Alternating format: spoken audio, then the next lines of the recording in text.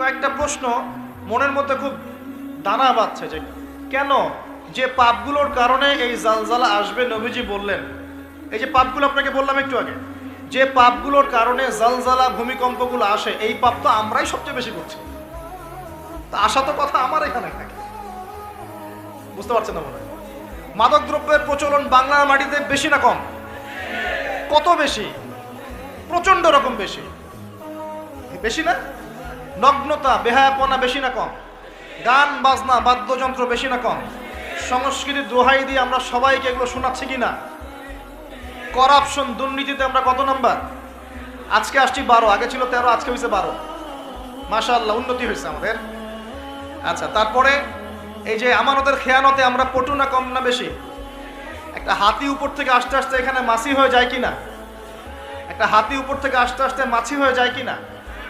মানুষ সম্পদ লুটে পুটে খাচ্ছে কিনা? তো ভূমিকম্প আসার যে কারণগুলা, এগুলো তো আমরা ফার্স্ট। আর ওই বিজ্ঞানী, যে বিজ্ঞানীর কথা বললাম, তার ব্যাপারে আজকে রিসার্চ করতে গিয়ে দেখলাম সে আরও একটা নিউজ দিয়েছে। সে বলেছে যে খুব সাম্প্রতিক সময়ে, অদূর ভবিষ্যতে, সে বলছে যে চায়না, পাকিস্তান, বাংলাদেশ, আফগানিস্তান, এই পুরো কন্টিনেন্টে আরেকটা ভয়াবহ ভূমিকম্প হতে যাচ্ছে। সাল্লাল্লাহু আলাইহি ওয়াসাল্লাম একটা অনবদ্য হাদিসের মধ্যে বলছেন, ইযা তুখিযাল ফাইউ দুলান, যখন রাষ্ট্রীয় সম্পদ বা গনিমতের মালগুলোকে মানুষ ব্যক্তিগত সম্পদ মনে করবে, মানুষ মনে করছে কিনা? ওয়াল আমানাতু মাগনামান, আমানত রাখা হলে সেটা মানুষ গনিমত মনে করে খেয়ে ফেলবে। ওয়াজ যাকাতু মাগরামান, এবং যাকাত প্রদান করাটাকে মানুষ বোঝা মনে করবে, মানুষ যাকাত প্রদান করতে চাইবে না। চলছে কিনা এমন সমস্যা? ওয়া তুউল্লিমা লিগাইরিদ দ্বীন, ধর্ম বিবর্জিত শিক্ষা ব্যবস্থা চালু হবে। হয়েছে কিনা? মানুষ জ্ঞান অর্জন করবে, কিন্তু জ্ঞান অর্জনের উদ্দেশ্য হবে দুনিয়া। দিন ধর্ম বিবর্জিত শিক্ষা ব্যবস্থা চালু করা হবে। নবীজি আগেই বলেছেন সাল্লাল্লাহু আলাইহি ওয়াসাল্লাম। নবীজি বলছেন যে আতাআ আর-রাজুলু ইমরাতাহ, পরিবারের স্বামী বা কর্তা সে পরিবারের স্ত্রীর আঁচল ধরে থাকবে, তার আনুগত্য করবে। ওয়া আক্কা উম্মাহ, এবং তার মাকে, মায়ের সাথে দুর্ব্যবহার করবে, মায়ের হক আদায় করবে না। এমনটা হচ্ছে কিনা? নবীজি বলছেন ওয়াদনা সাদিকা, মানুষ তার বন্ধু বান্ধবীদেরকে কাছে টেনে নিবে। ওয়া আকসা আবাহ, এবং তার বাবাকে দূরে ঠেলে দিবে। এমনটা হচ্ছে কিনা? অশুরিবাতিল খুমর, এবং বেশি বেশি মাদক দ্রব্য সেবন করা হবে। হচ্ছে কিনা? এখনকার যুবকদের অন্যতম প্রধান সমস্যা কি বলেন? মাদক দ্রব্য নয় কি? মাদক। আর মাদকের চেয়ে একটা ভয়াবহ মাদক আছে, মাদকের চাইতেও একটা ভয়াবহ মাদক আছে, তার নাম হচ্ছে পর্নোগ্রাফি। তার নাম কি? পর্নোগ্রাফি, অশ্লীল ছবি দেখা। এটাও একটা মাদক। নবী সাল্লাল্লাহু আলাইহি ওয়াসাল্লাম বলেছিলেন অনেক দিন আগেই, প্রায় 1400 বছর আগে, ওয়া শুরিবাতিল খুমর, বেশি বেশি মাদক দ্রব্য সেবন করা হবে। ওয়া যহরাতিল কায়নাত ওয়াল মাআজিফ, এবং প্রচুর নর্তকী গায়িকার প্রচলন ঘটবে। ঘটেছে কিনা? ওয়াল মাআজিফ, এবং বাদ্যযন্ত্রের প্রচলন বেড়ে যাবে। বেড়েছে কিনা? নবীজি অন্য হাদিসে বলেছেন লা ইয়াশরাবান্না আন-নাস মিন হাযিহিল উম্মাল খামর ইউসাম্মুনাহা বিগাইরি ইসমিহা, এই উম্মতের এক অংশের মানুষ মাদকদ্রব্য সেবন করবে, কিন্তু তার নাম রাখবে ভিন্ন। মাদককে মাদক বলবে না, ভিন্ন নামে সম্বোধন করবে। নবীজি বলছেন ইউজাফু আলা রুউসিহিমুল মাআজিফ, মানুষের মাথার উপরে, মাথার কাছে বাদ্যযন্ত্র বাজতে থাকবে। এর ব্যাখ্যা আমরা বুঝতে পারতাম না, এখন বুঝতে পারি। মানুষের মাথার কাছে, কানের ভিতরে কেমন করে বাদ্যযন্ত্র বাজতে পারে? কিভাবে বাজতে পারে? ইয়ারফোন, ব্লুটুথ, সবার কানে কানে সবাই গান শুনছে, নাউজুবিল্লাহ। বাদ্যযন্ত্র কানের ভিতরে না? নবীজি 1400 বছর আগে বলে গেছেন, ইউযাফু আলা রুউসিহিম বিল মাআজিফ, মাথার উপরে, এখানে কানের কাছে মাথার উপরে বাদ্যযন্ত্র বাজতে থাকবে। নবীজি বলছেন ওয়াজহরাতিল কায়নাত, এই যে গায়িকা নর্তকীদের সংখ্যা বাড়তে থাকবে। ওয়াল মাআজিফ, বাদ্যযন্ত্র বাড়তে থাকবে। ওয়াল মুগান্নিয়াত, এবং গান গায় যে মহিলা, এদের সংখ্যা বাড়তে থাকবে। বাড়ছে কি না? আচ্ছা, নবীজি আরো বলেছেন ওয়ালাআনা আখির হাযিহিল উম্মাহ উলাহা, এই উম্মতের শেষের দিকের মানুষেরা প্রথম দিকের মানুষদেরকে গালিগালাজ করবে। করছে কি না?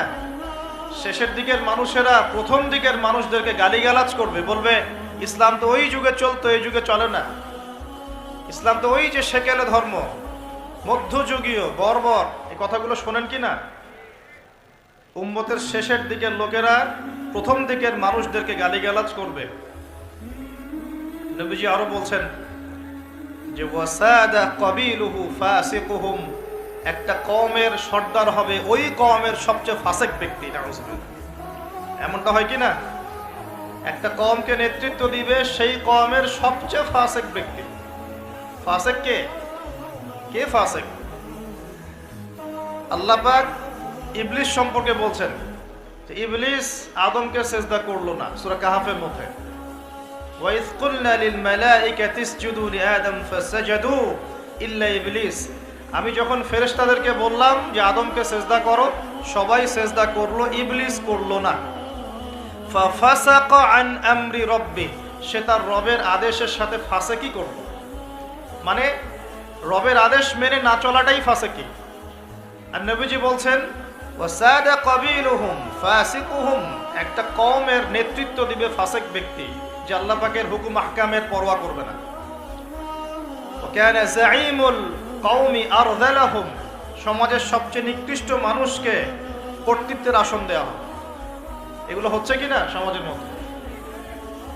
আরো বলছেন ওয়াজহরাতিল আসওয়াতু ফিল মাসাজিদ, মসজিদগুলোর মধ্যে শোরগোল হট্টগোল বেড়ে যাবে। যাচ্ছে কিনা? যখন এমন হবে, নবীজি বলছেন ইয়াখসিফুল্লাহু বিহিমুল আরদ, আল্লাহ রাব্বুল আলামিন ওই সম্প্রদায়কে এই ভূমি সহ নিচে ধসিয়ে দিবেন, বলি নাউজুবিল্লাহ। এখন ভূমিকম্প আসছে কিনা? আরো বলছেন নবী সাল্লাল্লাহু আলাইহি ওয়াসাল্লাম ওয়ায়াজআলুল্লাহু মিনহুমুল কিরাদাতা ওয়াল খানাজির, আল্লাহ রাব্বুল আলামিন তাদের মধ্যে কিছু মানুষকে শুয়োর এবং বানর বানিয়ে দিবেন, বলি নাউজুবিল্লাহ। আর মানুষ কিন্তু বাহ্যিকভাবে বানর হয় না, দেখা যায় ভিতর থেকে বানর হয়ে গেছে। ভিতর থেকেই বানর হয়ে গেছে। ভিতর থেকে বানর মানে কি? বানর হচ্ছে এমন প্রাণী যে পাবলিকলি জেনা করে। বানরের স্বভাবটা আপনাকে বলছি। বানরের স্বভাব কি? প্রাইভেট লাইফ আর পাবলিক লাইফের পার্থক্য বানর বোঝে না। কোন কাজগুলো প্রাইভেট লাইফে করতে হয় আর কোন কাজগুলো পাবলিকলি করতে হয়, এই কমন সেন্সটা বানরের নাই। আমার কথা কি বুঝতে পারছেন? প্রাইভেট লাইফ মানে যে কাজগুলো আমরা ব্যক্তিগত জীবনে করি, গোপন কাজ। আর পাবলিক মানে যে পাবলিকলি আমরা সবাই বসে আছি এখন, পাবলিক লাইফ। তো প্রাইভেট লাইফ আর পাবলিক লাইফের পার্থক্যটা বানর বোঝে না। আর আল্লাহ পাক কি শাস্তি দিবেন? বানর বানিয়ে দিবেন। সত্যি সত্যি কি মানুষ এখনো বানর হয়েছে? কাউকে দেখেছেন যে মানুষ থেকে বানর হয়ে গেছে? এমন কি হয়েছে এখনো? শুধু সূরা বাকারা একটা দলিল আছে, শনিবারের সীমা লঙ্ঘন করার জন্য আল্লাহ পাক বনু ইসরাইলের একটা দলকে মানুষ থেকে বানর বানিয়ে দিয়েছেন। এই একটা দলিল কোরআনে পাওয়া যায়। এই উম্মতের মধ্যে কখনো শুনেছেন উম্মতে মুহাম্মাদির কোনো ব্যক্তি মানুষ থেকে বানর হয়ে গেছে? এটা হতে পারে মানুষ ভিতর থেকে বানর হয়ে যাবে, অর্থাৎ পাবলিক লাইফ আর প্রাইভেট লাইফের পার্থক্য বুঝতে পারবে না। এমনটা হচ্ছে কিনা? মানুষ এখন পাবলিক লাইফ আর প্রাইভেট লাইফটা একাকার করে ফেলছে না? বিয়ে করেছে, স্ত্রীকে দেখবে সে, ভালোবাসবে সে, স্ত্রী সাজবে তার জন্যে, এগুলো সব প্রাইভেট ব্যাপার। এগুলোকে মানুষ পাবলিক করে ঘুরে বেড়াচ্ছে না? বুঝতে পারছেন না মনে হয়? বাসায় শুয়ে আছেন, স্ত্রীর সাথে গল্প করছেন, প্রাইভেট বিষয়। এটাকে ফেসবুকে ছবি তুলে যারা দিল, সে প্রাইভেট লাইফটাকে পাবলিক করে দিল না? মানুষ প্রাইভেট লাইফ আর পাবলিক লাইফের পার্থক্য বুঝতে পারছে না। নবীজি আরো বলছেন, ওয়ায়াজআলুল্লাহু মিনহুমুল কিরাদাতা ওয়াল খানাজির, এবং আল্লাহ পাক তাদের মধ্যে কিছু শুয়োরও বানিয়ে দিবেন। কি বানিয়ে দিবেন? শুয়োর কেমন? ওর সামনে ভালো কিছু দিবেন, ভালো কিছু, ফ্রেশ খাবার দেন, ভালো কিছু দেন, টাটকা খাবে না। বাসি পচা নোংরা আবর্জনা তার সামনে দিবেন, খুব মজা করে করে খাবে। এখান থেকে কি বুঝলাম? এক শ্রেণীর মানুষ বের হবে এই উম্মতে, যারা হালাল জিনিস ওদের কাছে ভালো লাগবে না, হারাম ভালো লাগবে। বুঝতে পারছেন না মনে হয়? হালাল খাবার দেন, ভাল লাগে না, হারাম মাদক খেতে হয়, গাঁজা খেতে হয়, ইয়াবা খেতে হয়, ফেন্সিডিল খেতে হয়, না হলে ঘুমিয়ে আসে না। গরুকে চড়াবেন তামাকের মাঠ, তামাক যেখানে চাষ হয়। আমরা ওই যে বান্দরবন ওই এলাকার দিকে প্রোগ্রাম করতে গিয়ে দেখেছিলাম, মানে বিঘার পর বিঘা জমিতে খালি তামাক চাষ হচ্ছে, তামাক। ওই জমিগুলোর মধ্যে গরু ছাগল চড়ে না, কারণ গরু ছাগলও জানে যে এগুলো খাওয়ার জিনিস না। বুঝতে পারছেন কথা? কিন্তু মানুষ গোগ্রাসে খাচ্ছে, ডলছে, খাচ্ছে, টানছে। শুয়োর কেমন প্রাণী? যার সামনে ভালো কিছু দিলে সে খাবে না, খারাপটা দিলে আপনি খাবেন। হালাল ভালো লাগছে না, হারাম ভালো লাগছে। আল্লাহ পর্দাকে হালাল করেছেন, পর্দা ভালো লাগে না, বেপর্দামি ভালো লাগে।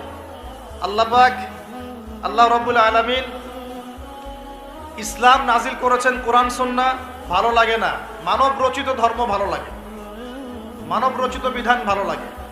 আল্লাহ রাব্বুল আলামিন হালাল খাবার দিয়েছেন, ভালো লাগছে না, খাবারটাকে ম্যানুফ্যাকচার করে ভেজাল দিয়ে খাওয়াতে হবে। আল্লাহ পাক দিয়েছেন পবিত্র সম্পর্ক, পবিত্র সম্পর্ক ভালো লাগে না, অপবিত্র জেনা ভালো লাগে। আল্লাহ পাক দিয়েছেন পবিত্র বৈবাহিক সম্পর্ক, ভালো লাগে না, পরকীয়া ভালো লাগে। এটাই হতে পারে সেই ব্যাখ্যা আল্লাহ পাক বলছেন, তার নবীর মাধ্যমে জানাচ্ছেন। আল্লাহ পাক এই উম্মতের কিছু মানুষকে বানর বানিয়ে দিবেন, আবার শুয়োর বানিয়ে দিবেন। ভিতর থেকে বানর আর শুয়োর হয়ে যাচ্ছে মানুষ। আর এখন এগুলোই শেখানো হয় যে আমাদের পূর্বপুরুষকে নাকি মানব থেকে তৈরি করা হয়েছে। এই আকীদায় যে বিশ্বাস করে সে স্পষ্ট কাফের। যে এরকম কোন আকীদায় বিশ্বাস করবে সে স্পষ্ট কাফের, এবং তাকে কেউ কাফের মনে না করলেও সে কাফের। এখানে বড় বড় অনেক ওলামায়ে কেরাম আছেন, আমি আসলে তাদের সামনে কথা বলতে লজ্জা বোধ করছি। আপনারা তাদের কাছ থেকে ফতোয়া জিজ্ঞাসা করেন। কেউ যদি বিশ্বাস করে যে আল্লাহ পাক মানুষকে নিজ হাতে আদম আলাইহিস সালামকে সৃষ্টি করেন নাই, বরং মানুষ বানর থেকে আস্তে আস্তে আস্তে আস্তে মানুষ হয়েছে, এই কথা যদি কেউ বিশ্বাস করে, তাহলে সে ঈমান থাকবে না কুফরি হবে? ঈমান থাকবে? কোশ্চিন কালেও না। একজনকে চার্জ করা হচ্ছে। অবশ্যই এখানে একটা বিষয় আছে, এটা হয়তো সবাই ধরতে পারছে না। এখানে কিন্তু ইস্যু কয়েকটা আছে। একটা হচ্ছে বিবর্তনবাদ, একটা হচ্ছে ইতিহাস বিকৃতি, একটা হচ্ছে ইসলামিক যে মুভমেন্ট সেটাকে সবার সামনে নেগেটিভলি উপস্থাপন করা। এরকম কিছু ইস্যু কিন্তু উঠেছে। আমরা কিন্তু ব্যস্ত হয়ে আছি এই বানর আর মানুষ নিয়ে, তাই না? এখানে বানর আর মানুষটা মূল জিনিস না। এই পুরো জিনিসটার মূল বিষয়টা হচ্ছে এমন কিছু প্রবর্তন করার চেষ্টা করা হচ্ছে যেগুলোর উপরে যদি আমাদের প্রজন্ম 10, 20, 30 বছর পড়াশোনা করে, তাহলে 20 বছর পর একটা প্রজন্ম আসবে যারা আল্লাহকেই চিনবে না। এইটা উদ্দেশ্য ছিল, এটা উদ্দেশ্য। আরেকটা বড় উদ্দেশ্য হচ্ছে ইতিহাসকে বিকৃত করা। খেয়াল করে দেখবেন, ফরায়েজি আন্দোলন, হাজী মোহাম্মদ শরীয়তুল্লাহ, তিতুমির, এই যে ইংরেজ বিরোধী বিপ্লবে যারা সর্বোচ্চ নেতৃত্ব দিয়েছিলেন, আলহামদুলিল্লাহ, তাদের নামগুলো আস্তে আস্তে আস্তে আস্তে কিন্তু মুছে ফেলার চেষ্টা করা হচ্ছে। এবং এই জায়গায় কিন্তু এমন কিছু শাসনকে হাইলাইট করা হচ্ছে, যেমন সেন শাসন, খেয়াল করেন নাই? তাদেরকে হাইলাইট করার চেষ্টা করা হচ্ছে, এটা খুব ভালো ছিল। একটা জায়গায় দেখলাম লিখেছে ওইটা নাকি গণতান্ত্রিক ছিল। তা আমরা প্রশ্ন করতে চাই, ওই সময় গণতন্ত্র ছিল? সেন আর পাল বংশের সময় গণতন্ত্র বলে কিছু ছিল? কি দিয়ে মানুষকে কি শেখাচ্ছে আল্লাহ ভালো জানে। তো শিক্ষা ব্যবস্থার বেহাল দশা। কি দশা? বেহাল দশা। আমাদের সন্তানদের ব্যাপারে যদি আমরা সতর্ক না হই, তাহলে ওই যে নবীজি বললেন ওয়াতুউল্লিমা লিগাইরিদ্দিন, ভূমিকম্প, আল্লাহর আযাব গজব আসার অন্যতম কারণ হবে ধর্ম বিবর্জিত শিক্ষা চালু করা।